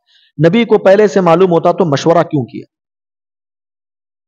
دوسری بات، نبی صلی اللہ علیہ وسلم کو غزوہ احد میں چہرہ زخمی کر دیا گیا، سر زخمی کر دیا گیا، دانت توڑ دیے گئے. نبی صلی اللہ علیہ وسلم کو اگر پہلے سے معلوم تھا آپ کے کہنے کے مطابق کہ ایسا ایسا ہوگا، کیوں پھر نبی صلی اللہ علیہ وسلم نے جو ہے اس کی طرف پہل کیے؟ نبی صلی اللہ علیہ وسلم کی زندگی میں جو بھی مصیبتیں، ایک پوائنٹ یاد رکھیے، ان کو بتائیے، نبی صلی اللہ علیہ وسلم کی زندگی میں جو بھی مصیبتیں پریشانیاں آئی ہیں، وہ پریشانیاں اس بات کا پروف ہے کہ نبی صلی اللہ علیہ وسلم عالم الغیب نہیں تھے، عالم الغیب نہیں تھے. نبی صلی اللہ علیہ وسلم کی بیوی عائشہ رضی اللہ عنہا پہ زنا کا الزام منافقوں نے لگایا. نبی صلی اللہ علیہ وسلم پریشان تھے، پریشان تھے، پریشان تھے، صحابہ سے مشورہ کر رہے، عائشہ بھی پریشان. نبی صلی اللہ علیہ وسلم کو علم غیب ہوتا تو کیوں پریشان ہوتے؟ صحابہ کو بتا دیتے بھئی یہ منافقین نے الزام لگایا، یہ سب غلط ہے، چھوڑو اس کو. نبی صلی اللہ علیہ وسلم نے ٹھہرا، صحابہ سے مشورہ کیا، کیا واقعی ایسا ہوا کیا نہیں ہوا؟ اس کے بعد اللہ نے آسمان سے وہی نازل فرمائی عائشہ رضی اللہ عنہا کی برات پہ. تو خلاصہ یہ ہے کہ نبی صلی اللہ علیہ وسلم کی زندگی میں جو بھی مصیبتیں اور پریشانیاں آئی ہیں، وہ پریشانیاں اور مصیبتیں اس بات کی دلیل ہیں کہ آپ عالم الغیب نہیں تھے. نبی صلی اللہ علیہ وسلم بنو نذیر قبیلہ تھا یہودیوں کا، مدینہ میں ایک مسئلے کے تحت ڈسکس کرنے کے لیے ان کے پاس گئے. جا کر جس جگہ نبی بیٹھے ہوئے تھے، پہلے سے بنو نذیر کے لوگوں نے یہ پلان بنایا تھا کہ نبی آ کر بیٹھیں گے تو اوپر سے چکی کا جو پارٹ ہوتا ہے نا بڑا، اس کو اوپر سے گرا کر نبی کو قتل کر دیں گے. یہ کنہوں نے پلان بنایا تھا؟ بنو نذیر کے قبیلے نے. نبی علیہ الصلوۃ والسلام عالم الغیب ہوتے تو ان کو معلوم ہو جاتا کہ ایسے سے پلاننگ ہوئی ہے، پھر بھی کیوں جا کر وہاں بیٹھے؟ کیوں جبرائیل علیہ السلام آ کر اللہ کے نبی کو بتانا پڑا اللہ کے نبی آپ یہاں سے اٹھ کر چلے جائیے، وہ اوپر سے گرا کر مارنے والے ہیں؟ جبرائیل نے بتایا تھا نا، آ کے حدیث میں ہے. کیوں جبرائیل کو آنا پڑا؟ اگر نبی صلی اللہ علیہ وسلم عالم الغیب ہوتے تو اللہ تعالیٰ کیوں جبرائیل کو بھیجا پھر الگ سے؟ یہ تمام چیزیں سمجھنے کی ہیں، اور اس سے نبی صلی اللہ علیہ وسلم کی یہ بات مان لینے سے نبی کی توہین نہیں ہوتی کہ آپ عالم الغیب نہیں تھے، بلکہ نبی صلی اللہ علیہ وسلم کی اتباع ہے. یہ نبی نے یہی تو سکھایا ہم کو، اور یہ مان لینا کہ اللہ کے نبی عالم الغیب تھے تو آپ توہین کرتے ہیں اس طریقے سے کہ آپ یہ کہتے ہیں کہ اللہ کے نبی عالم الغیب تھے، پھر بھی نبی صلی اللہ علیہ وسلم ایسی جگہوں پہ جا کر بیٹھ گئے جو آپ کے جان کے جو ہے قتل کرنے والے تھے. آپ خامخواہ پریشان ہو گئے، صحابہ کو پریشان کیا آپ نے. جب غزوہ احد میں 70 صحابہ شہید کر دیے گئے، آپ کے مطابق نبی کو معلوم تھا،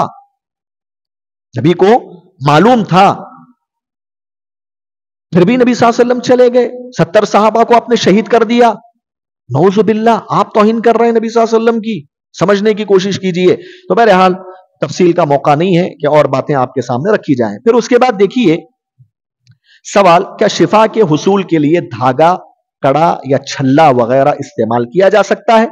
جواب، ہرگز نہیں. ایسی دیگر اشیاء بھی شفا کا عقیدہ رکھ کر نہیں پہن سکتے. فرمان الہی ہے وَإِن يَمْسَسْكَ اللَّهُ بِضُرٍّ فَلَا كَاشِفَ لَهُ إِلَّا هُوَ، اور اگر اللہ تعالیٰ تمہیں کسی قسم کی تکلیف یا نقصان پہنچائے، اس کے سوا کوئی نہیں جو تمہیں اس تکلیف یا نقصان سے بچا سکے. سورہ انعام کی آیت نمبر 17 ہے. حدیث نبوی ہے، ایک صحابی نے اپنی جسمانی کمزوری دور کرنے کے لیے پتل کا کڑا یا چھلا پہنا ہوا تھا. رسول اکرم صلی اللہ علیہ وسلم نے جب دیکھا تو فرمایا अमा अन्नहा ला तज़ीदुका इल्ला वहना इम्बिदहा अंक फ़इन्नका लौ मुत्ता मा अफ़लहता अबदा। खबरदार, उससे तेरी कमजोरी में इजाफा ही होगा, उसे उतार कर फेंक दो, क्योंकि अगर उसी हालत में तुम्हें मौत आ गई तो आखिरत में कभी कामयाबी नहीं पा सकोगे। जमील ज़ैनू रहमहुल्लाह इस सवाल में शिर्के अकबर की एक और किस्म बता रहे हैं। वो किस्म ये है, अगर कोई भी शख्स किसी भी बीमारी और परेशानी से शिफा हासिल करने के मकसद से जिस्म के किसी भी जगह धागा पहन लेता है या कड़ा डाल लेता है, छल्ले का मतलब यही तांबे धात से बना हुआ एक रिंग डाल लेता है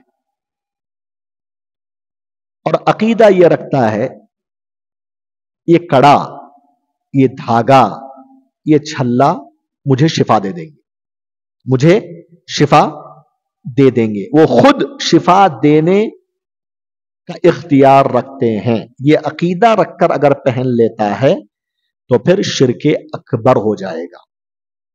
क्यों? इसलिए कि शिफा देने वाला अल्लाह ताला है, मुसीबत दूर करने वाला अल्लाह ताला है। ये कड़ा कैसे शिफा देगा आप? एक तो ये एक किसी चीज से बनाई गई ये धागा है, फाड़ेंगे तो फट जाएगा, वो क्या आपको शिफा देगा? क्या कड़ा आपको शिफा देगा? क्या छल्ला आपको शिफा देगा? आप ये अकीदा रखें, गोया कि आपने अल्लाह के साथ उसकी रुबूबियत में शिर्क कर दिया। शिफा देने का काम किसका है? अल्लाह ताला।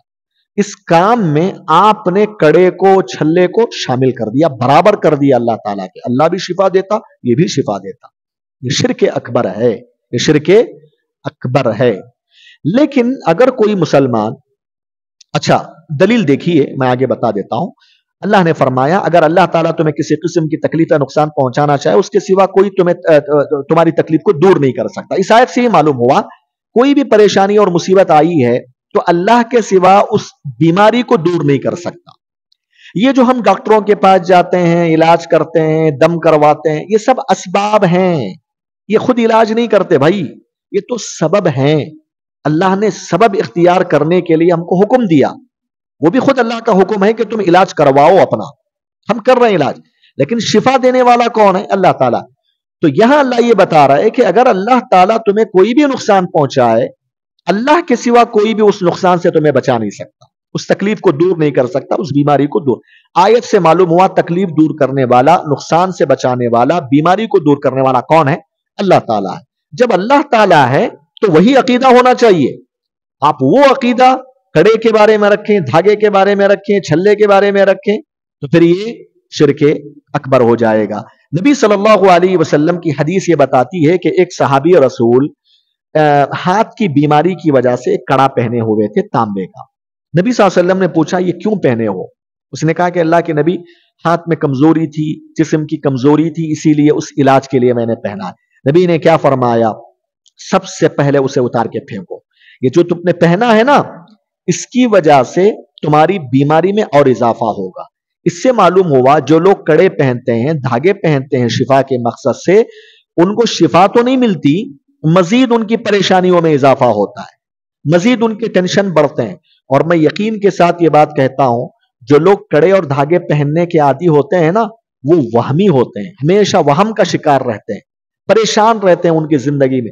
थोड़ी बहुत भी कोई चीज मिस्टेक हो गई तो वहम, परेशानी, अरे क्या हो गया, आगे क्या होगा। ये सब अल्लाह रब्बुल आलमीन पर भरोसा ना होने का नतीजा है, ये शिर्क का नतीजा है। अल्लाह के नबी ने यही बात बयान फरमाई, ये जो तुम पहने हो ना, इसके पहनने से तुम्हारी जिस्मानी बीमारी दूर नहीं होगी, बल्कि और इजाफा होगा जिस्मानी बीमारी में, इसीलिए इसको निकाल कर फेंक दो। उसके बाद नबी ने क्या फरमाया? इसी हालत में अगर तुम्हारी मौत हो जाए तो तुम कभी कामयाब नहीं हो सकोगे। यानी आदमी अगर शिफा हासिल करने के मकसद से कड़ा, धागा, छल्ला पहन लिया और ये अकीदा रखा कि ये खुद शिफा देंगे मुझे, और उसी के साथ उसकी मौत भी हो गई, हमेशा के लिए वो नाकाम हो जाएगा, यानी हमेशा के लिए जहन्नम में चला जाएगा। ये नबी अलैहिस्सलातु वस्सलाम बताना चाह रहे हैं। अल्लाहु अकबर।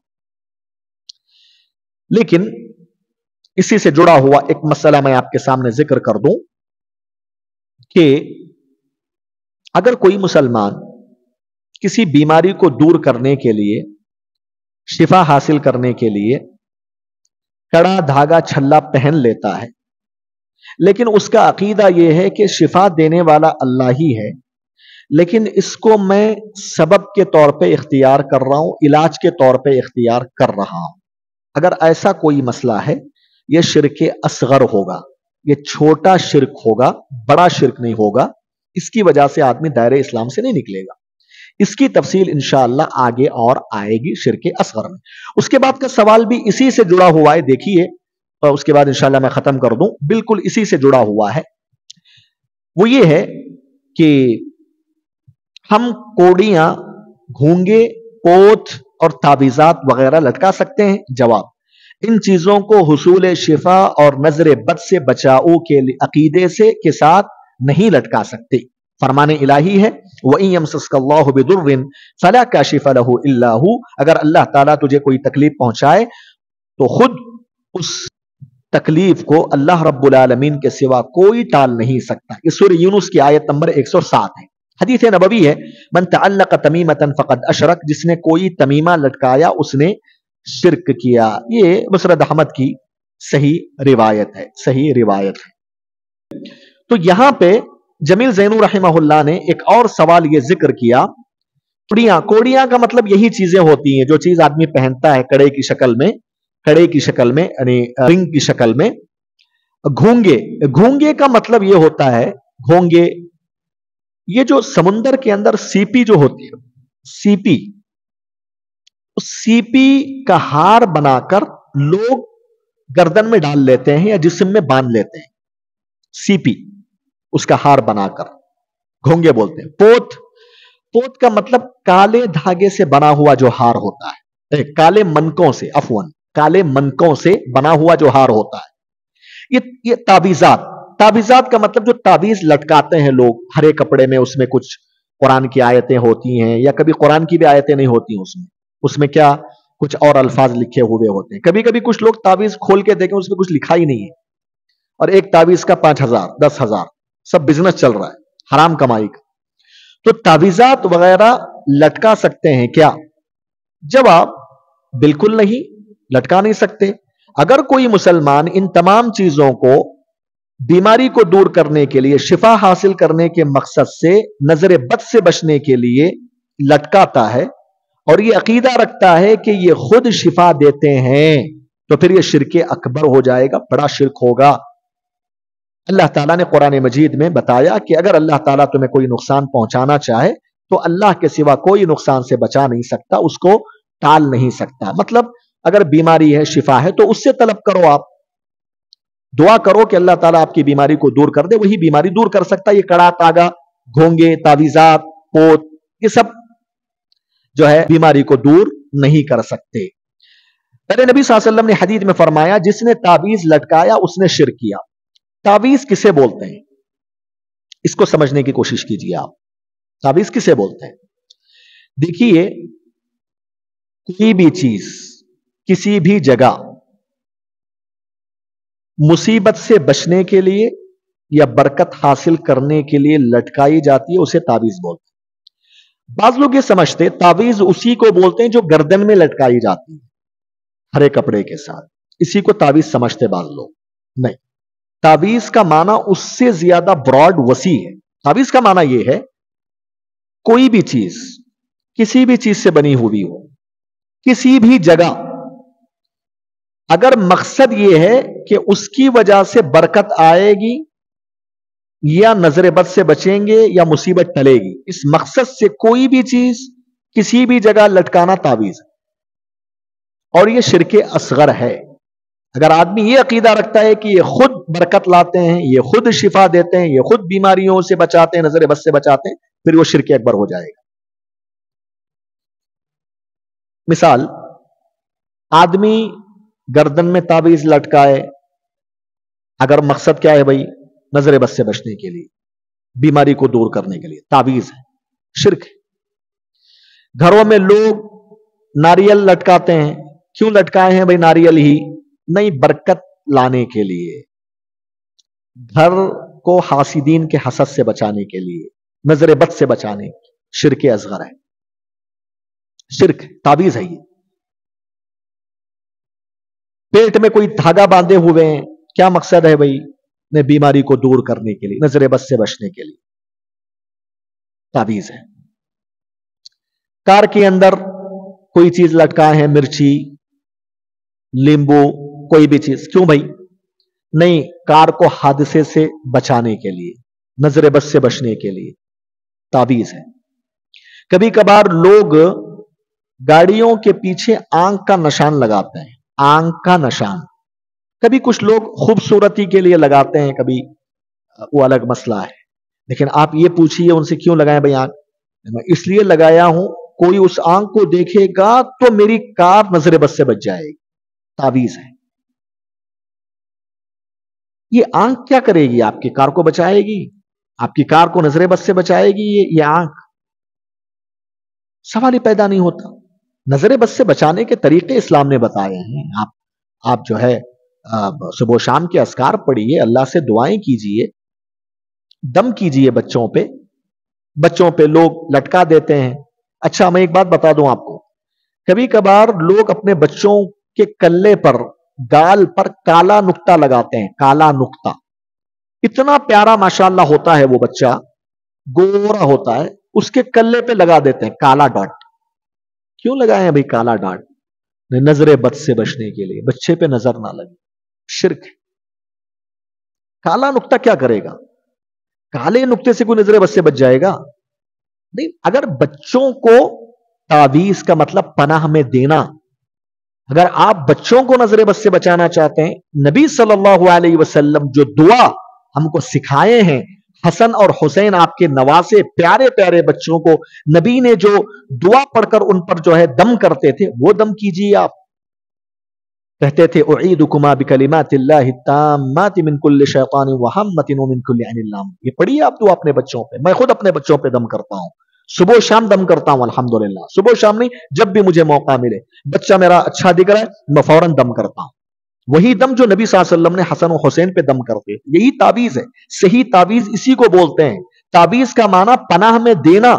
اب اللہ کی پناہ میں دیجئے بھائی، کیا آپ یہ تاگوں کی پناہ میں دے رہے ہیں، آپ کڑوں کی پناہ میں دے رہے ہیں، آپ کالے ڈاٹ کی پناہ میں دے رہے ہیں، مرچی اور لیمبو کی پناہ میں دے رہے ہیں، آپ کار کو، اپنی گاڑیوں کو، اپنے بچوں کو، گھروں کو ناریل کی پناہ میں دے رہے ہیں آپ؟ یہ کیا طریقہ؟ نہیں، تعویذ کا مطلب پناہ میں دینا، اللہ کی پناہ میں دیجئے، جیسا کہ پیارے نبی صلی اللہ علیہ وسلم حسن و حسین کو اللہ کی پناہ میں دیا کرتے تھے۔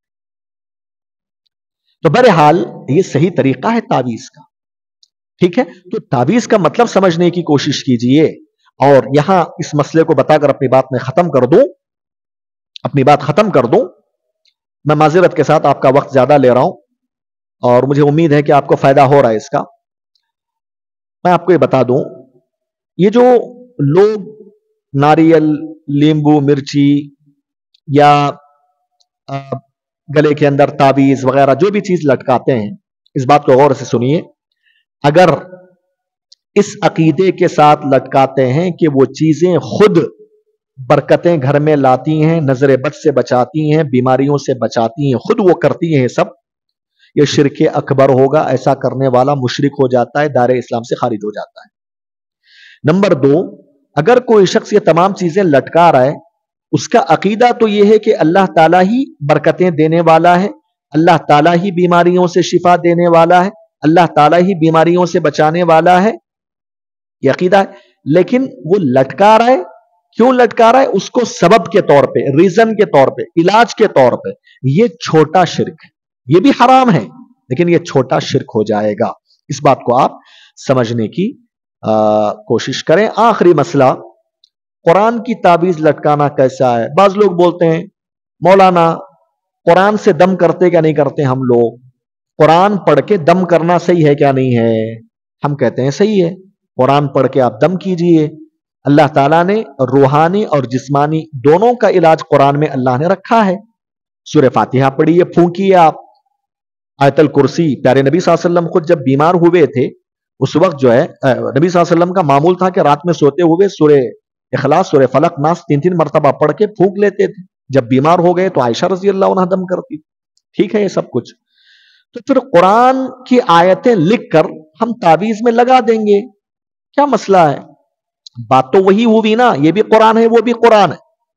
جواب یہ ہے قرآن کی تعویذ لٹکانا بھی حرام ہے. پہلی وجہ, نبی صلی اللہ علیہ وسلم نے فرمایا جس نے تعویذ لٹکایا اس نے شرک کیا. اس حدیث میں نبی نے یہ نہیں کہا کہ قرآن کی تعویذ لٹکانا جائز ہے, غیر قرآن کی تعویذ لٹکانا شرک ہے. یہ بتایا کہ حدیث میں نہیں بتایا. نبی نے کہا کوئی بھی تعویذ چاہے قرآن کی ہو غیر قرآن کی ہو. نمبر 1. نمبر 2, قرآن مجید کی سے جو تعویذ آدمی لٹکاتا ہے وہ ٹوائلٹ میں لے کر جائے گا, وہ گندی چیزوں میں جائے گا, کبھی تعویذ اٹھا کے ایسی جگہ پھینک دے گا, گندی جگہ ہوں گی, اس سے قرآن مجید کی توہین ہوتی ہے. نمبر 3, علماء کہتے ہیں آج وہ قرآن کی تعویذ لٹکا رہا ہے, کل ہوتے ہوتے وہ غیر قرآن کی تعویذ لٹکائے گا, ایسی چیز لٹکائے گا جو قرآن کی آیتیں ہی نہیں. چوتھی وجہ میں ایڈ کر رہا ہوں, جو لوگ قرآن مجید کی تعویذ لٹکانے کو جائز سمجھ کر لٹکاتے ہیں نا, ان کی زندگیوں میں قرآن پڑھنے کی توفیق ہی نہیں ملتی. شارٹ کٹ طریقہ, تعویذ بناؤ لٹکاؤ, قرآن کی ایک آیت نہیں پڑھیں گے. جبکہ نبی نے کیا طریقہ بتایا, اگر آپ بیمار ہیں, آپ پریشان ہیں, آپ دم کیجئے. نبی صلی اللہ علیہ وسلم کا طریقہ کیا تھا؟ نبی صلی اللہ علیہ وسلم پڑھتے تھے اپنی زبان سے پڑھتے تھے. نبی نے تعویذ لٹکایا کبھی؟ صحابہ نے کسی ایک صحابی کے بارے میں بتاؤ, آپ ایک صحابی کے بارے میں بتاؤ تعویذ لٹکایا ہو. اللہ ہدایت دے, کسی نے بھیجا مجھے, صحیح بخاری کی روایت ہے. دیکھو صحیح بخاری کو مانتے ہیں سب لوگ, صحیح بخاری کی روایت میں تعویذ لٹکانے کا ثبوت ہے. کیا دلیل پیش کیا اس نے؟ وہی حدیث جو میں نے ذکر کیا ابھی, حسن و حسین کی.